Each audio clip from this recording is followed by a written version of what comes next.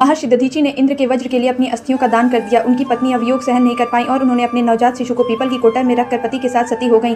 जब वह नन्हा बालक भूख से रोया तब उसने पीपल के फलों को और पत्तों को खाकर अपनी भूख मिटाई। उस पीपल के वृक्ष और वहाँ रहने वाले पक्षियों ने उस बालक की देखभाल की। इस तरह वह बड़ा होने लगा। एक दिन देवर्षि नारद वहाँ से गुजरे। कोटर में बालक को देखकर उसका अतीत जान लिया। उस बालक के पूछने पर उन्होंने बताया, तुम महान महर्षि दधीच के पुत्र हो और पीपल की कोटर में रहने के कारण उसका नाम पिप्पलाद रखा। पिप्पलाद ने पूछा, इतनी छोटी आयु में मेरी यह दशा क्यों हुई और मेरे पिता अकाल मृत्यु को क्यों प्राप्त हुए? तब महर्षि दधीचि ने कहा, शनि की महादशा के कारण। पिप्पलाद उसी समय तपस्या के लिए चले गए और ब्रह्मा जी को प्रसन्न करके अपने दृष्टिपात मात्र से किसी को भी जलाने का वरदान प्राप्त किया और शनिदेव का स्मरण करके उन्हें जलाना आरंभ कर दिया। किसी के भी मनाने पे नहीं माने तब ब्रह्मा जी ने उन्हें 2 वरदान और देने को कहा। पिप्पलाद बोले, 5 वर्ष की आयु तक कुंडली में शनि की महादशा नहीं लगेगी, क्योंकि पीपल के वृक्ष ने मुझे शरण दिया है और मेरा पालन किया है। इसलिए जो कोई भी पीपल को पानी देगा और उसकी दीपक जलाकर पूजा करेगा उस पर शनि की महादशा का कोई प्रभाव नहीं होगा। फिर उन्होंने शनिदेव के पैरों में ब्रह्म दंड मारकर उन्हें मुक्त कर दिया और इसी वजह से शनिदेव की चाल धीमी हो गई। शनिवार के दिन जो इस कथा को सुनकर